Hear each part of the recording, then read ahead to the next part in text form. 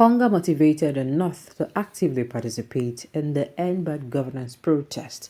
AYCF president. You be like say this Yerima Shitima. The way when they vocal these days, they allow us hear anything. No, my name, not just the everywhere. You know the detail, please. The national president of the Arewa Youth Consultative Forum, AYCF, Yerima Shetima, has submitted that the hunger in the north is part of why the people in the region actively participated in the End Bad Governance protest. News report that the protest in some northern states snowballed into violence accompanied by a looting spree and destruction of properties.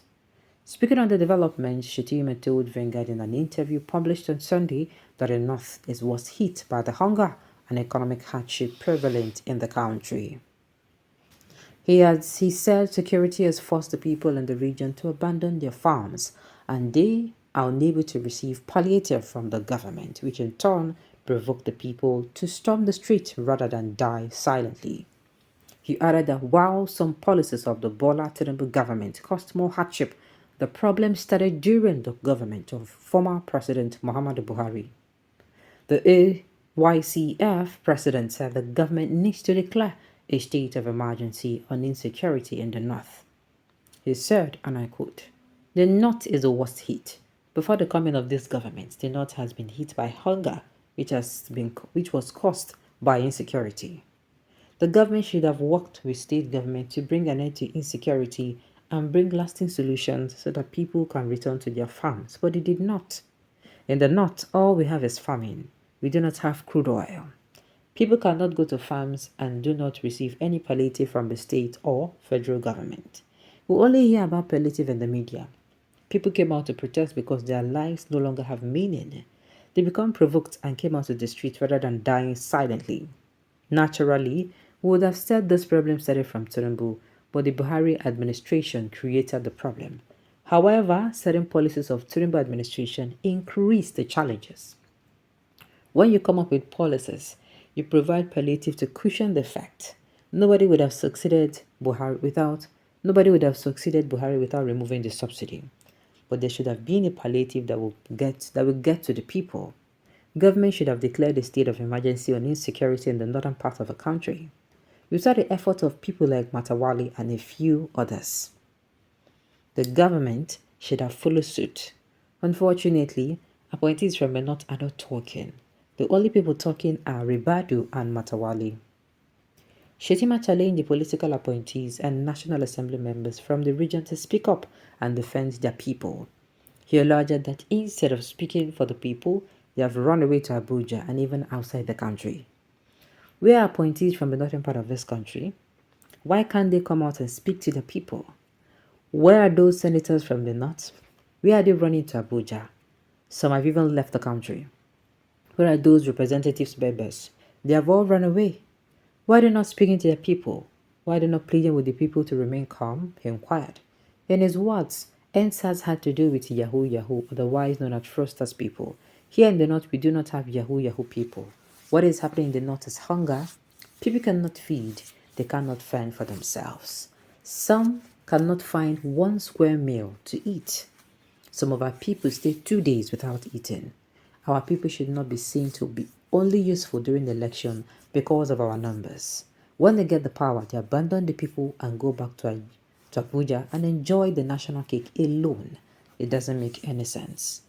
You cannot just use them and dump them because you feel they're not important. No part of this country can survive without the North contribution. Today, we realize that if there are job opportunities, most of these political leaders give them to their cronies. Children of senators, children of governors, and children of traditional rulers, among others, are people they give jobs. Children of the poor, who are even more qualified, are denied opportunities. Where is the job for the common man? It should not be so. When there are appointments, they look for the son of a former governor or a former minister. It should not be so. If we continue to go along that route, one day we'll fall into revolution. God forbid. The national president of the Arewa Youth Consultative Forum, AYCF, Yerima Shetima, has submitted that the hunger in the north is part of why the people in the region actively participated in the Yen Bad Governance protest. News report the protest in some states snowballed into violence, accompanied by a looting spree and destruction of properties. Speaking on the development, Shetima told Vanguard in an interview published on Sunday that the North is the worst hit by the hunger and economic hardship prevalent in the country. He said insecurity has forced the people in the region to abandon their farms and they are unable to receive palliative from the government, which in turn provoked the people to storm the street rather than die silently.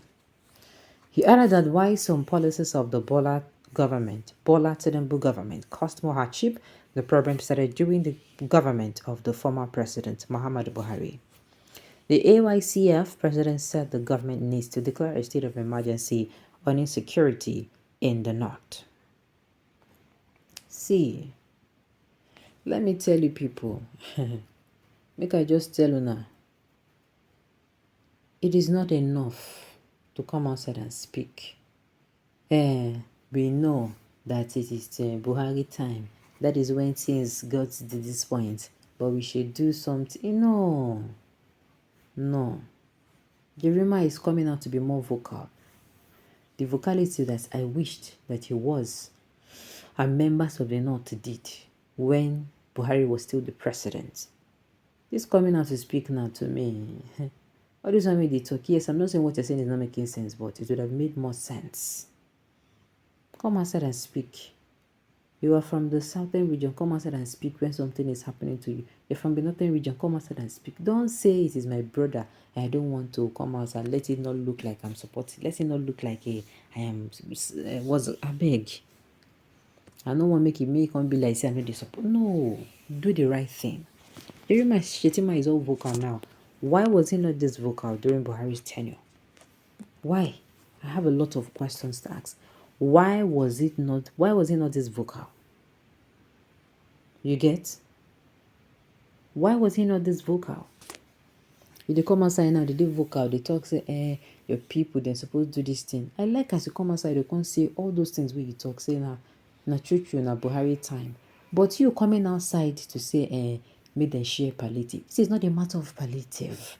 Why you want to focus on palliative? Palliative for what? First of all, what they not even need is not palliative. They not needs, first of all, what's it called? It's not even palliative. Yes, I know say hunger dey, but wetin una need now na for una to re-educate una mind. Unlearn that habit of, first of all, I know they're not going to be happy with what I'm going to say. Giving birth to children that you cannot cater for. Number one, don't bring in children you cannot cater for. Then when they don't re-educate their mind, the government can now start bringing in empowerment programs. If you ask me, not be just food. Because if they continue to give them food and no sustainable way to sustain it, that means by every 2 market days, then I will get hungry.